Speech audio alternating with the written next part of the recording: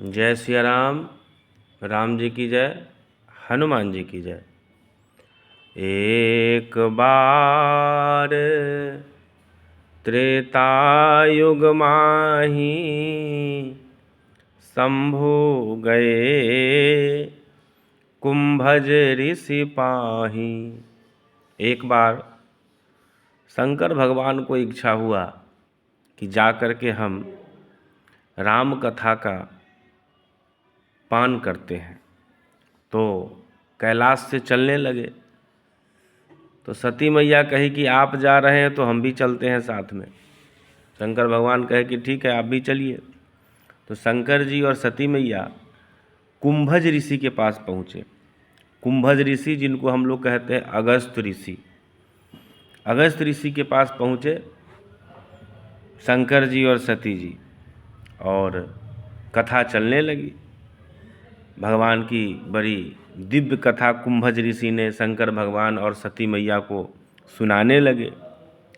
तो शंकर जी तो कथा में विभोर हो गए, पर सती मैया का ध्यान इधर उधर भटकने लगा। कथा में ध्यान लग ही नहीं रहा था। और ये बात मन ही मन शंकर जी को अच्छा नहीं लगा। जब कथा खत्म हो गया तो शंकर जी पूछे सती मैया से कि आपने कथा सुन ली? सती जी कही कि हाँ, जैसे आपने सुना वैसे हम भी सुना।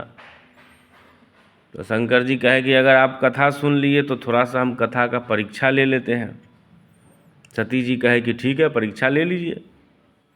तो थोड़ी दूर आगे बढ़े तो शंकर जी ने एक लीला रचा, और उसमें देखे कि राम जी और लक्ष्मण जी किशोरी जी को ढूंढ रही हैं। राम जी बड़े विरह में किशोरी जी को खोज रहे हैं। सीता जी का हरण हो गया। यही लीला दिखाया शंकर जी ने। बोले कि अगर आप कथा सुने हैं तो इससे प्रमाणित हो जाएगा कि जो कथा कुंभज ऋषि ने हम दोनों को सुनाया वो आपने भी सुना और हमने भी सुना। तो जैसे ही राम जी को शंकर जी ने देखा तो शंकर जी ने प्रणाम किया, और जैसे ही शंकर जी ने राम जी को प्रणाम किया तो सती जी को शंका हो गया कि आप इस साधारण मनुष्य को आप क्यों प्रणाम कर रहे हैं। यहीं पर सती जी पकड़ा गई। शंकर जी सोचे कि अगर आप उस कथा को सुने हुए होते तो आप ये शंका नहीं करते कि ये साधारण मनुष्य हैं। चूँकि वो पूरी कथा सुनने के बाद सगुण और निर्गुण का जो भेद है, जीव और ब्रह्म का जो भेद है, भगवान के सभी लीलाओं से आदमी ओतप्रोत हो जाता है। फिर मन में शंका नहीं होता है। चूँकि सती जी ने कथा को सुना नहीं, इसीलिए सती जी को शंका हो गया। शंकर जी कहे कि ये ब्रह्म है, ये राम है, ये वही राम है जो हमारे हृदय में रमते हैं। सती जी कहे कि नहीं, हम तो नहीं मान रहे हैं। जो एक साधारण मनुष्य की तरह पत्नी के विरह में रो रहे हैं, ये भगवान कैसे हो सकते हैं। और इसी बात का तर्क होने लगा। तो शंकर जी कहे कि अगर आपके मन में डाउट है तो खुद ही जाकर के आप परीक्षा ले लीजिए। हालांकि सती जी को ये सोचना चाहिए कि जब शंकर जी कह रहे हैं कि ये भगवान हैं तब ये भगवान ही होंगे, लेकिन पत्नी तो पत्नी ही है। शंकर जी भी कह रहे हैं, फिर भी पत्नी को विश्वास नहीं हो रहा है। और इसका परिणाम क्या हुआ कि जब सती जी परीक्षा लेने गए तो राम जी जैसे ही सती जी को देखे तो सती जी ने सीता जी का ही रूप धारण कर लिया। और सती जी सोचे कि अगर ये वास्तव के राम जी होंगे तब तो हमारे स्वरूप को पहचान जाएंगे। और जैसे ही सीता जी का रूप लेकर के पहुँचे तो राम जी पहचान गए और कहे कि हे मैया, भोले बाबा कहाँ हैं। इतना सुनते ही सती जी पानी पानी हो गए कि भोले बाबा पहले ही मना कर रहे थे कि ये ब्रह्म हैं, ये राम जी हैं, और हमने खामखा इनके ऊपर शंका किया।